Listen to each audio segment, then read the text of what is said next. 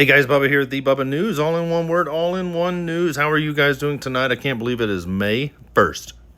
Where has this year gone? Oh my goodness, guys, it's crazy town. Everything is going on. It seems like everything's boiling up and converging. But I want to talk about this at the end of the video, so if you can, stick around to the end, because tonight, right outside of where Jolani, the new president of Syria, is, the presidential palace was attacked.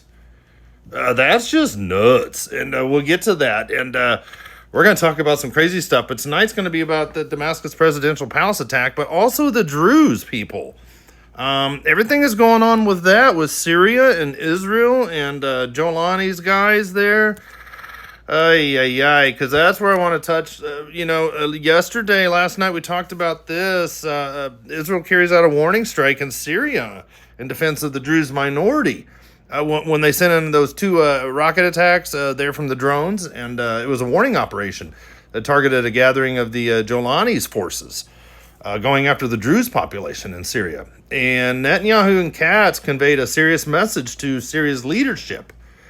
And they said that Israel expects Syria to act to prevent harm to the Druze. Well, that hasn't stopped.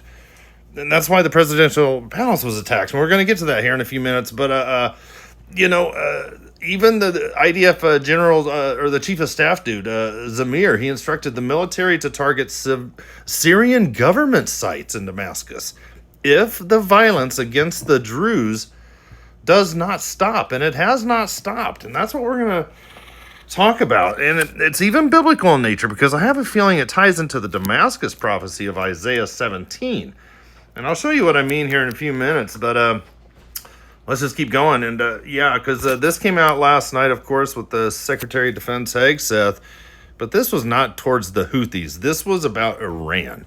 And we're going to talk a little bit about Iran tonight, too. Let's see here. Remember this last night? Turkey calls on Syria to stop the airstrikes, or calls on Israel to stop the airstrikes on Syria. Well, that hasn't stopped. So these tensions between Israel and Turkey continue to increase. And I believe even bigger tensions are coming between Jerusalem and Damascus soon. It's like the lit fuse is getting closer every day to detonation. But you know what? We've got to stay plugged into the Lord Jesus Christ, because I'm pulling this up on my backup phone, because I was looking up Colossians 3:2, where it talks about set your mind on things above. I just want to read a couple verses in front of it, Colossians 3:1-4. Therefore, if you have been raised up with Christ, keep seeking the things above where Christ is, seated at the right hand of God. Set your mind on things above, not on the things that are on the earth. For you have died, and your life is hidden with Christ in God. When Christ, who is our life, when Jesus Christ, when he's revealed, then you also will be revealed with him in glory. And that just reminds me of, 1 John 3:2, Beloved, now we are children of God, but it has not yet appeared what we shall be. We know that when he appears, Jesus, we will be like him, because we will see him just as he is. Guys, there's so much going on in prophecy, but we've got to keep our attention on the Lord Jesus Christ, because Jesus is everything. And when he appears in the clouds, we're going to see him. We're going to be like him when we meet our loved ones. What a wonderful day. But I'm definitely watching Syria going forward, because May is going to be nuts. But it doesn't look like the violence against the Druze people has ended, because this includes Damascus rounding up and even taking a bunch of civilian Druze people out yesterday, the past 24 to 36 hours. They've been a genocide kind of a scenario. It's getting really bad. And, they keep warning. Israel keeps warning Jolani, if you don't stop attacking the Druze in Syria, we are going to respond very seriously. So, the Islamic terrorists of the new Syrian regime, when they continue their attacks on the Druze communities in Syria, the executions, we saw a bunch of them, of the Druze men, just like the Alawites last month. So, just like last night, tonight, the Syrian security forces headed to the border of the Soweto province, where they took positions against the Druze. And we're going to get into some more news about that tonight, but even today, they were shelling Druze locations with artillery. It's crazy, but we've got the Druze going on. We're going to come back to them in Syria in a second. But we've got Mohammed bin Salman. And, he still thinks that the normalization with Israel is going to come. And I do too. But Israel still has two paths that they can get to normalization with Saudi Arabia. One, they need to defeat Hamas in Gaza. Or two, Israel needs to strike Iran's nuclear program and making it come to a complete stop. Today in the Jerusalem Post, it says, in the event that Israel actually succeeded in destroying Iran's nuclear program, some top Israeli officials believe that the Saudis would be so enthusiastic about the removal of that threat that they would move to normalize with Jerusalem simply based on that radical outcome and the new cornerstone of regional stability, because the Saudis and Egypt basically want Hamas removed from Gaza, given that they both view it as an extension of the Muslim Brotherhood, which has threatened their countries as well. But, publicly the Saudis oppose an Israeli strike on Iran's nuclear program, and they still favor a new nuclear deal being negotiated between Trump and Iran. But that's not going to happen. But, at the end of the day, the Saudis' main concern is stability, and their primary threat is still Iran and its potential nuclear weapons, not Hamas. It's still Iran. But now I'm going to switch back to, sorry to segue, guys. It's just the way that the news flows of the day and getting this up on the Telegram so I can get this out to you guys. But it's really wild. But I'm going to show you a map here because Israeli Minister of Defense Katz said that he will take action if Jolani's attacks against the Druze don't stop. But the attacks have not stopped, and it seems like a possible outcome could be Syria losing more territory to Israel under the pretext of protecting the Druze community. I mean, they are down here in the south, here in the green, and they're up there in the north, just north of where it's just between Lebanon and Syria there in the green. But look how close they are to Damascus. And this whole area in brown, the autonomous Druze territory, is what they want. So the IDF is going to help the Druze take Damascus. I don't think they are, but they're going to overtake and protect the entire Druze area. That's what Israel's going to do. And this is where it gets kind of interesting with Bible prophecy. Because Isaiah 17:3 talk about this exact location from the top green there at the top through the autonomous Druze territory down to the green Druze there on the south of Isaiah 17 verse 3. Here's Isaiah 17 verse 3. It says, the fortified city will disappear from Ephraim and sovereignty from Damascus. That's the Isaiah 17 Damascus prophecy. And the remnant of Aram, A-R-A-M, they will be like the glory of the sons of Israel, declares the Lord of hosts.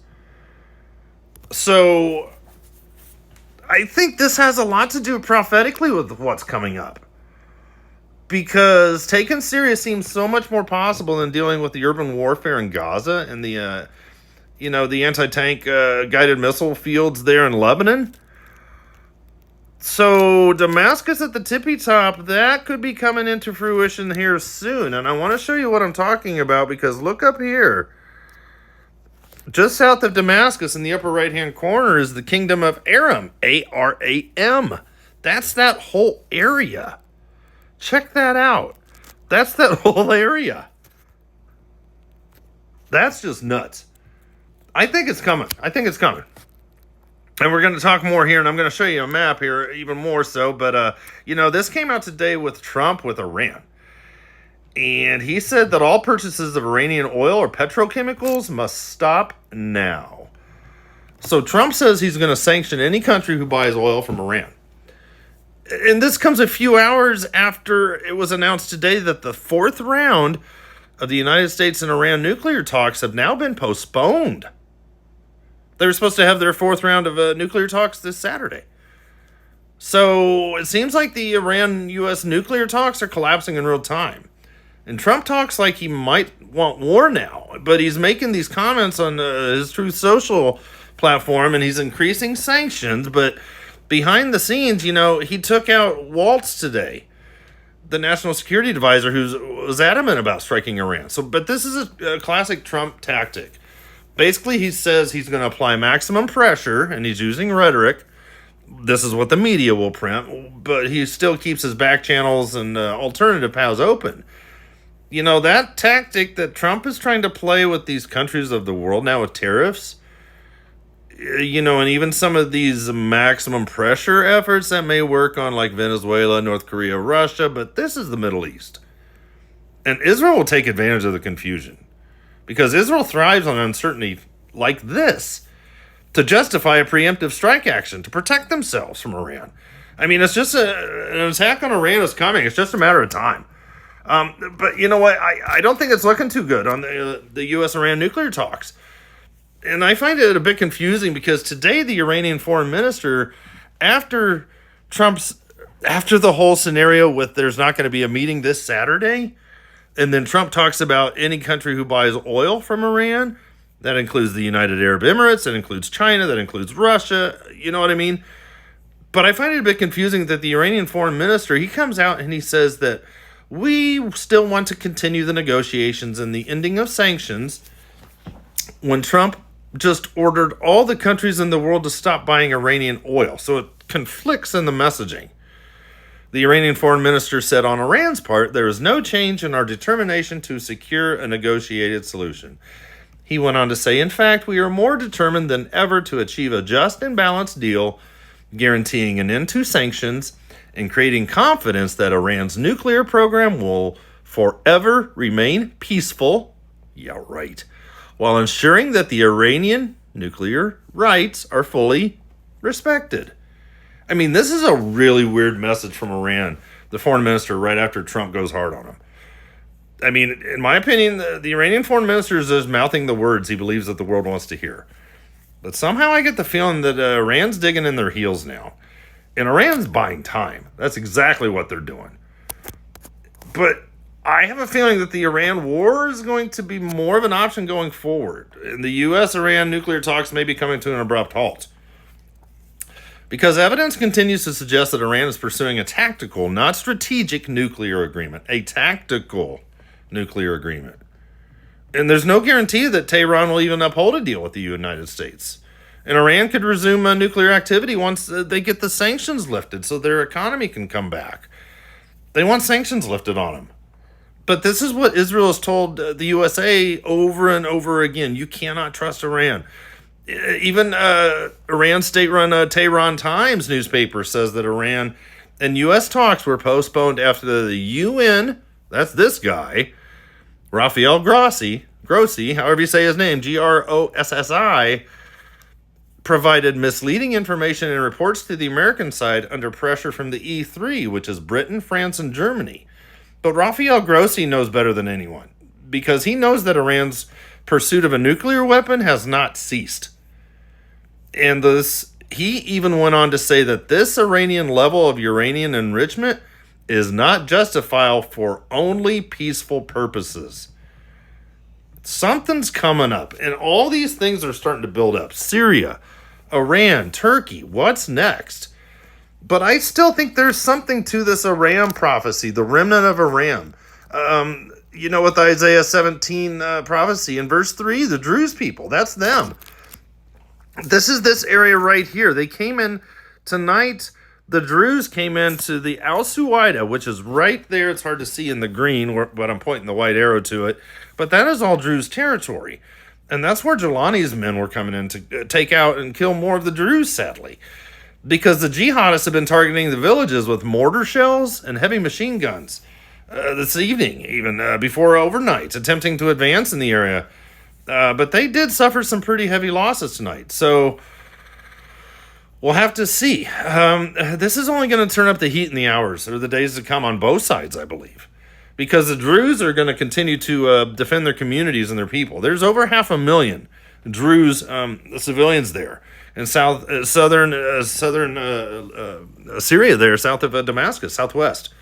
And the ceasefire deals that they've agreed to yesterday and today between the Druze people and Jolani's boys up there of Damascus, they have not worked out. And even the Syrian Druze leaders were speaking out against the government, labeling the recent violence as a genocidal campaign. I mean, multiple dozens of Druze have lost their lives in the clashes closer to Damascus in the past, like I said, 24 to 36 hours or so. It's really eaten up. But, the Druze in Syria are being slaughtered by the jihadists of al-Julani, this dude. The terrorist in a suit boy. I mean, he's embraced by the world. It's as if no one cares that he and his men are soaked in the blood of his past with ISIS and Al-Qaeda. But the same silence that allowed him and his men to take out the Christians and the Alawites last month is now enabling a massacre of the Druze. So where's the outrage and where's the conscience of the world? Where is the IDF, which promised the Druze community to protect it? And it's time for Israel to wake up, and I think they are, because Assad's brutal regime has been replaced by a new tyranny. And once again, innocent communities are paying the price. Today it's the Druze. Tomorrow it could be Israel. Israel must stand by its words and its values, and they must defend the Druze there in Syria to support them, protect them, and deepen their alliance with them against the terrorists there that are literally tearing Syria apart. But here we get to tonight's dealio with the Damascus Presidential Palace, because Israel warned Jolani to leave the Druze alone. But Jolani, check it out, how close that was to the Presidential Palace. It was where Jolani resides, there in Damascus. So tonight, Israeli warplanes launched a new assault on Damascus, targeting the vicinity of the presidential palace. But this is going to raise Turkey's eyebrows in a hurry. Literally in the next few hours going into tomorrow, Friday, Turkey is going to condemn this big time. But the Israeli Air Force said that they carried out a warning airstrike near the presidential palace in Damascus, in a clear message to Jolani to stop his attacks on the Druze community. Prime Minister Netanyahu and Defense Minister Katz tonight came out in a joint statement, and they said, this is a clear message to the Syrian regime. We will not allow a deployment of forces south of Damascus and any threat to the Druze community. So the airstrike literally targeted the vicinity of the presidential palace there in Damascus. I mean, this is a mega warning from Netanyahu and Israel. Because when Assad was in power, Israel never hit this close to the presidential palace. Never. Never. Israel ain't playing with Mr. Terrorist in a suit boy anymore. Back on March 18th, this was reported that the IDF, look over here to the right, there's the presidential Syrian palace, and then over here to the left is where the airstrike occurred. So back on March 18th, it was reported that the Israeli Air Force received the coordinates for targets in Syria, including the coordinates belonging to the new Syrian government. In the next phase, Israel said, it will carry out an extensive air campaign directly against Syrian transition government forces. So it is very possible that the Isaiah 17 Damascus prophecy could be inbound sooner than later. And in the next 2 weeks is very possible, because within the next 2 weeks, Trump goes to the Middle East and does his tour from Saudi Arabia, the United Arab Emirates, and Qatar there, May 13th through the 16th. It's very possible, at least with the Damascus prophecy. But we'll see. As you know, 2025 has been full of surprises this year.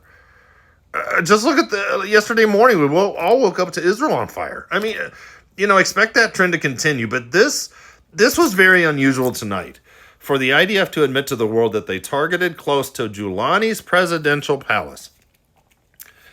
Israel usually doesn't admit that these attacks was them, but they did tonight. So we've got to keep an eye on what's going to go on with the presidential palace. But right before I hit the record button here, there was an incoming missile launch from the Houthis, and it was targeting northern Israel. And this new system that came out, the Home Front Command Update, it's excellent because it literally will notify you. And this is the app I use, the Zofar down there, the TZOFAR. It's Israeli, but, the sirens were expected. But you know what? When they launched this, it's at 5:30 in the morning. But here's I'm going to show you because Israel knocked it down. And I'm going to give this guy a 9.5 on his HAL because the missile was intercepted. I liked his HAL. Inati laide. All right, that's enough about your howl. Let's go back to... But yeah, guys, I think there's something to this kingdom of Aram there. Damascus, south of Damascus. And that whole area where the Druze are... This is going to get interesting. I have a feeling something's going to kick off, and it does. It feels like something continues to boil and boil and boil, and it's getting to that breaking point, but it has not happened yet. I don't know what you guys think, but let me know in the comments below. This has been a wild week so far this week. You guys have been amazing. Thank you so much for your prayers. And it's been so much fun seeing you guys in these premieres and these live streams, and I just want to say thank you once again. You guys are awesome. You know, Jesus Christ is coming so very soon, and we're watching prophecy unfold. And as we're getting closer to the end, I had the honor tonight to be with Kurt Reed there, Pastor Kurt Reed in Las Vegas, and you know, we had a great interview discussion this afternoon on his channel, and that was just a good time. But it's like we were talking even the Daniel 12:4 and 12:9. You know, the prophecies sealed to Daniel are being revealed to us in these final days. It's really neat.